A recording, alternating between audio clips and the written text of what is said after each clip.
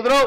మా సర్పంచులకు కూడా ఎవరు ఏ పార్టీ నుంచి అన్న గెలవండి, నేను సర్పంచులకు మాట చెప్తున్నా, పని చేయించండి. గ్రామాలకు పేదోళ్ళకి ఇండ్లు ఇప్పియని, ఊర్లో రోడ్లు డ్రైనేజీ అన్నీ కరెంటు ఏమేం పనులు కావాలనో చేసుకోరు.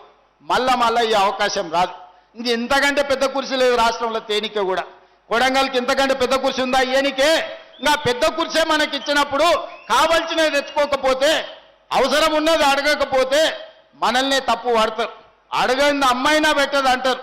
అందుకే మా అధికారులను ముఖ్యంగా కలెక్టర్ గారిని, స్పెషల్ ఆఫీసర్ వెంకటరెడ్డి గారిని, పెద్దలు తిరుపతి రెడ్డి గారిని గ్రామంలో ఏమేం పనులు చేయాలి ఇంకా గ్రామాలలో రాసుకోండి. గ్రామాలకు పోండి, టీం వేసుకోండి. యూసుఫ్కు, ప్రశాంత్కు అందరికీ నేను సూచన చేస్తున్నా. ఈ మండలంలో ప్రతి మండలంలో మండల నాయకులు రాజేష్ అందరూ ఏ మండలం ఆ మండలం ఓ టీం వేసుకొని గ్రామాలలో పోండి. ఆ గ్రామంలో ఏమేం కావాలనో రాసుకురండి. అవన్నీ మంజూరు చేసుకుందాం. రాబోయే 2 నెలల్లో మంచిగా పని చేసుకుందాం.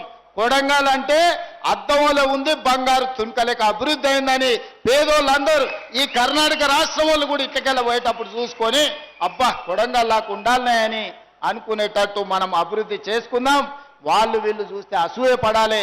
ఇట్లా ఉండాలి అభివృద్ధి అంటే, ఇట్లా కలిసి ఉండాలని. నాయకుడు ఇట్లుండాలనే కాదు, ప్రజలు కూడా మంచోళ్ళు ఉండాలి, కలిసి ఉండాలి, అభివృద్ధి చేసుకుంటున్నాను ఒక ఆదర్శంగా కొడంగల్ను తీర్చిదిద్దుకుందామని తెలియజేస్తూ మీ అందరి దగ్గర సెలవు తీసుకుంటున్న ధన్యవాదాలు మిత్రులారా.